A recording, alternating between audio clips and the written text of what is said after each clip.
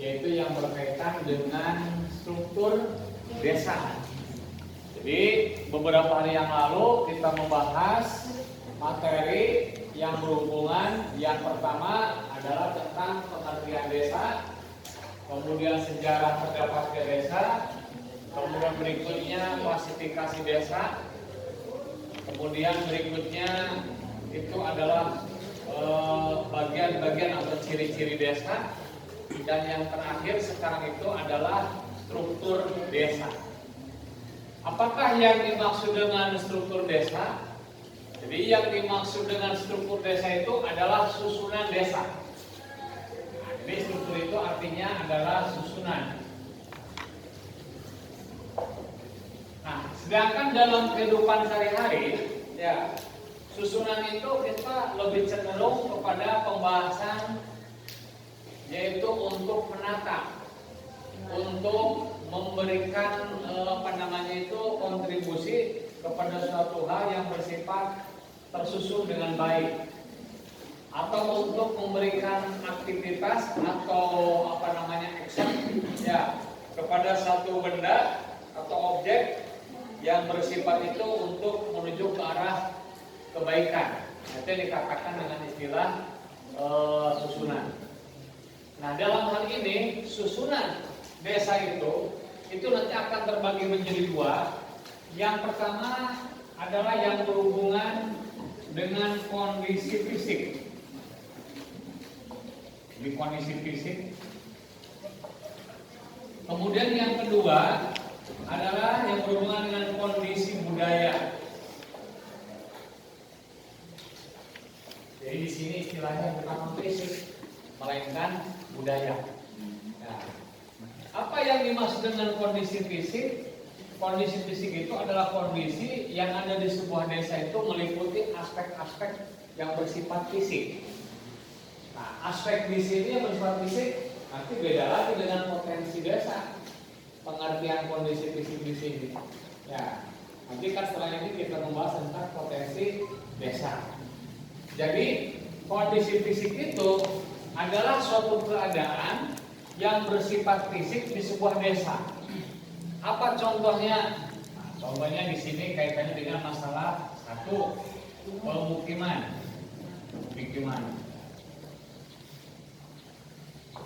pemukiman atau perumahan. Ini adalah kondisi yang bersifat fisik. Yang kedua adalah itu jalan atau jembatan, atau di sini adalah prasarana transportasi. Nah, ini yang dikatakan dengan yang bersifat kondisi fisik. Ya. Kemudian yang ketiga, nah, ini adalah topografi. Nah, topografi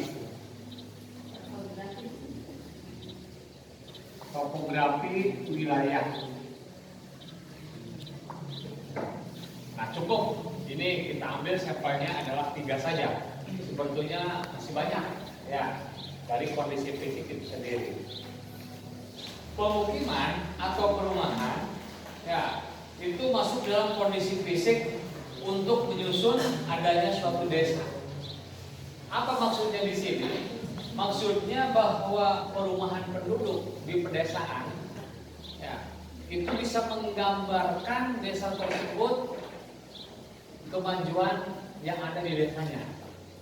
Artinya apa?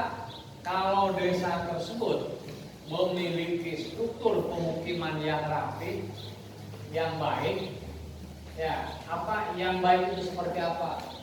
Jadi kalau rumah itu kan persyaratannya yang pertama bangunannya, kan gitu ya, bangunan rumah. Jadi kita lihat bangunan rumah ini kan bisa macam-macam ya, bisa yang klasik tradisional, bisa yang modern, atau yang sekarang dikenal dengan istilah minimalis, gitu ya. Nah, itu yang dikatakan dengan perumahan, bangunan. Setelah ada bangunan, ini kelayakan, ya, kelayakan. Yang kedua adalah halaman. Halaman itu bisa halaman depan, halaman belakang. Halaman depan itu berarti halaman tersebut ada di depan rumah kita. Halaman belakang itu adalah posisinya ada di belakang rumah kita. Ya. Mengapa di sini halaman masuk dalam kategori perumahan? Sebab di desa itu, ya beda dengan di kota. Jadi kalau desa itu karena penduduknya yang jarang, sedangkan areanya cukup luas, maka sebagian besar masyarakat desa itu memiliki halaman. Adapun pemanfaatan halaman terserah, mau digunakan depannya kandang ayam, kandang gobok, atau mau kandang apa gitu ya, atau mau taman, atau mau tempat yang lain. Umpamanya Anda menyiapkan karena masa kecil yang kurang bahagia waktu di TK, siapkan presetan gitu ya, gitu. Kesorodotan lah dalam bahasa Sunda mah gitu ya. Nah itu yang dikatakan sebagai halaman depan. Halaman belakang dimanfaatkan untuk apa? Nah, bisa digunakan untuk gudang, bisa digunakan untuk kandang, bisa digunakan untuk tanaman kebun. Nah, gitu ya. Atau mungkin yang kita kenal itu ada yang apotek hidup, atau mungkin sayuran, atau mungkin apa gitu ya. Atau biasanya di desa-desa ada kolamnya. Nah, ini adalah suasana kondisi fisik perumahan. Nah, setelah kita melihat dari halamannya, kemudian sanitasi. Sanitasi itu apa? Proses pembuangan limbah keluarga. Nah, limbah keluarga itu kan macam-macam. Ada limbah keluarga yang berupa cair, seperti hanya kita mencuci piring, itu airnya kan dibuang, ya kan? Atau mencuci pakaian, airnya dibuang. Kemana larinya? Nah, gitu ya. Si limbah tadi, karena ada beberapa kemungkinan di pedesaan itu. Kadangkala dibuat genangan, jadilah yang dikatakan dengan sebutan kecomberan. Kecomberan itu adalah tempat pembuangan air limbah keluarga. Dari mandi, berenang di sana, terus seperti itu. Atau mungkin limbah padat. Ya katakanlah umpamanya toilet. Ya, toilet itu kan bisa macam-macam. Ya, ada yang toilet di rumah kita itu ada yang dibuangnya langsung ke sungai. Kalau kebetulan rumahnya pinggir sungai atau pinggir solokan, ada lagi yang dibuangnya ke kolam. Nah, dimakan lagi oleh ikan kita karena ada kolam. Nah, makan lagi, terus aja begitu. Itu siklus namanya. Suka enggak, suka tidak suka, itulah yang terjadi. Pak meren jijik kita makan ikan, setelah ikan tersebut makan kotoran kita, ya jangan dimakan kalau jijik mah. Tapi nggak anggrek, digoreng makan bisa. Belum dimakan, enak lah rasanya. Nah, daripada menggunakan pelet, tahu pelet? Nah, pakan untuk ikan itu kalau lihat pekerjaannya itu kan lebih jorok. Jadi pelet itu diantaranya salah satu unsur yang digunakan untuk membuatnya itu adalah maggot. Maggot itu apa? Ulat. Dari kotoran sampah organik. Bilatung. Nah, itu ya. Bilatung tapi yang gede-gede. Nah, contohnya kita membuang makanan melon, jadi dimakan, masukkan ke tempat, kemudian dibiarkan, nanti keluarlah ulat-ulat itu pembusuk. Bakteri pembusuk itu yang namanya maggot. Nah itu pakan ternak dari sana diantaranya. Ya. Jadi kalau Anda umpamanya ingin melihat peluang usaha yang paling sekarang itu ngetren, itulah industri maggot. Ya, bagaimana sistemnya? Nah kalau kita melihat dari beberapa tokoh inspirasi yang ada di televisi itu, dia pengusaha maggot terbesar, itu kerjasama dengan apa? Dengan dinas PU, pekerjaan umum dalam hal pembuangan sampah.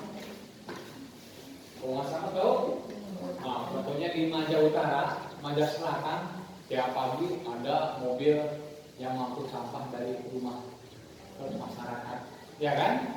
Nah, diangkut, dimasukkan ke gerobak. Nah, ya warna merah kalau di Maja Utara, mobil Kijang Bak, kan gitu ya. Kelihatannya menjijikkan. Tapi itu nanti jadi sumber duit. Ya, atau mungkin di Maja Selatan pakai cantor masuk ke gang-gang.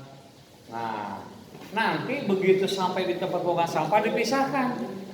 Yang plastik mana? Yang beling mana atau kaca?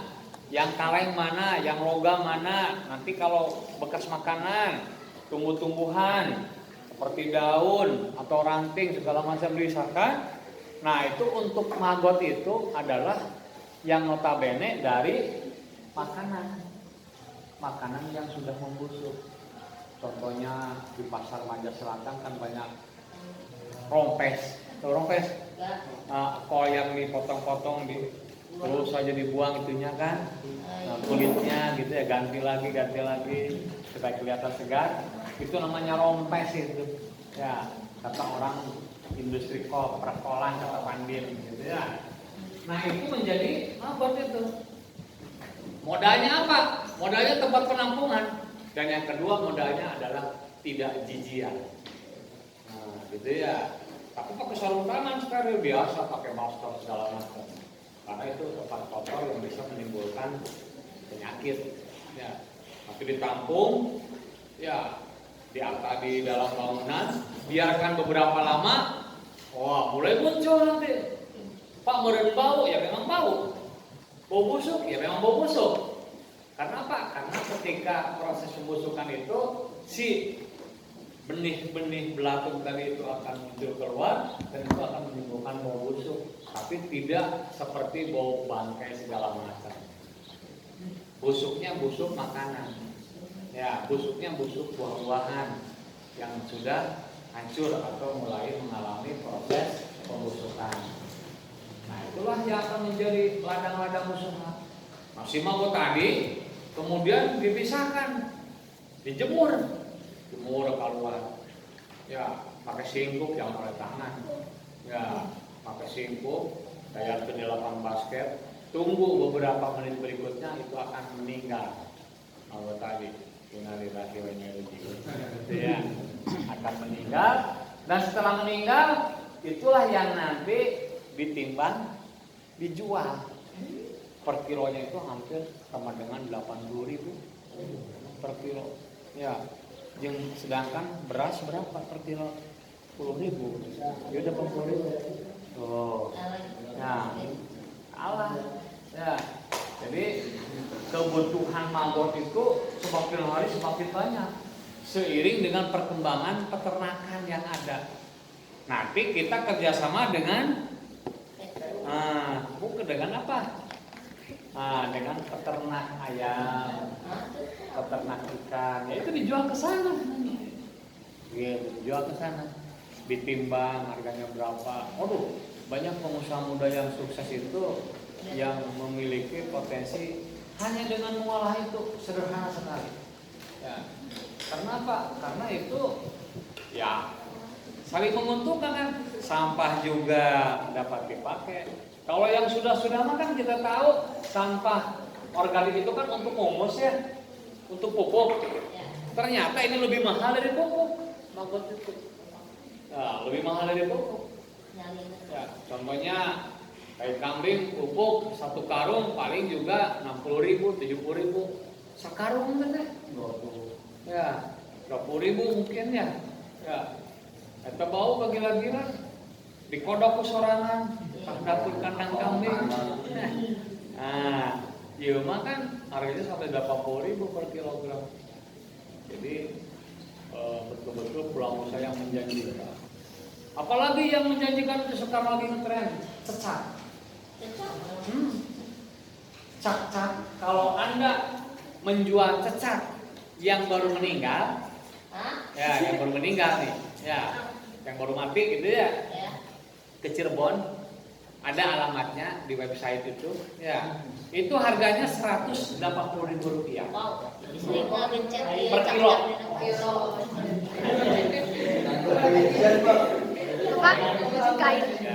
Per kilogram itu 180.000. Tapi kalau Anda keringkan dulu seperti keripik, dikeringkan per kilo sampai 360.000. Nah, kita berpikir cecak buat apa? Di Cirebon itu ada bandarnya, pengepunya bosnya. Nyemberin orang Pak. Ya itu makanya lebih mahal harganya gitu ya.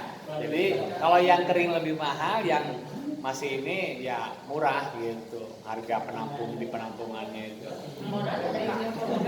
Nah, apa itu cecak itu digunakannya untuk apa? Nanti diekspor ke Tiongkok. Nah, sebagai apa? Bahan obat dan kosmetik. Nah, obat dan kosmetik itu. Entah nanti dibuat MS Glow supaya glowing. Entah dibuat apa gitu ya. Jadi itu adalah cecak. Itu menjualnya gampang, tinggal langsung ini aja, telepon aja, dijemput bahkan bisa. Posisinya di mana? Majalengka. Di mana? Di Maja. Nanti dijemput sama saya, ada berapa puluh kilo. Bawa be angkut. Timbang menang duit kok. Nah, makanya sekarang sudah mulai masuk ke masyarakat, ke rumah-rumah itu di waktu malam hari itu tukang cecak, kalah cecak. Nah, Pak Kumah malah cecak nama karet seperat atau kumaha. Ada alatnya seperti pertongkat. Jadi seperti tongkat tersebut ketika diciumkan ke hidungnya cecak itu langsung pingsan. Tinggal diambil. Jadi ya, ambil masukkan anak keresek. Tapi ya susah nyarinya.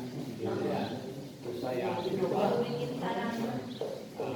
Bagaimana kalau dibuat budidaya cecak? Susah cecak budidaya aja. Ya. Dulu kan pernah ngetren itu walet. Ya kan, sekarang waletnya kan murah. Paling 1 kilo itu sarang walet itu dihargakan 2 jutaan. Ya, 1 kilo. Ya. Murah walet itu sekarang itu. Dulu pernah sampai 13 juta per kilo. Maka banyak orang itu investasi membangun itu seperti rumah untuk sarang walet. Nah, ada ya, jadi ya. Sekarang lagi turun harganya.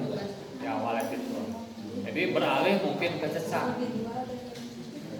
Kalau Anda pernah memiliki sarang walet, itu sarang walet terbuatkan dari ininya, dari encesnya. Nah, pada waktu dia itu ini tertidur itu kan suka ngeces. Nah, gitu ya. Dari sana, kelai. Nah, kelai sarang Anda. Jadi kalau kelai walet itu kan beberapa kategori. Kalau di Jatiwangi itu yang saya lihat itu ada yang warnanya kecoklatan, itu masih dicampur dengan kotoran waletnya, gitu ya. Kalau yang paling mahal putih. Saya punya di rumah putih setengah plastik kecil. Kalau anak saya demam, ya kalau demam itu si ences tadi masukkan ke gelas, kasih air hangat, 5 menit aja. 5 menit, diangkat lagi sarang waletnya, dipindahkan, diminumkan, demamnya sehat, kembali normal. Itu ya mujarabnya sarang walet, gitu ya. Sehingga banyak berburu. Yang paling banyak itu di Kalimantan, di gua-gua itu yang hutan belantara. Ya. Nanti ada filmnya bagaimana cara mengambil sarang walet di tempat yang sangat tinggi. Itu mereka itu kelompok berhari-hari di sana itu. Ya, tapi pendapatannya itu mendulang emas. Nah, terus sekarang itu yang lagi ngetren itu tahu handphone? Nah, handphone yang bekas ada itu, yang rusak handphone itu bisa dijual per kilo. Nah, anu rusak ketemu dibuang. Nah, dikumpulkan. Nah, itu ternyata di dalam HP itu ada lempengan, itu ada unsur emasnya. Iya, jadi dihancurkan pakai pelarut air raksa, terus terpisah.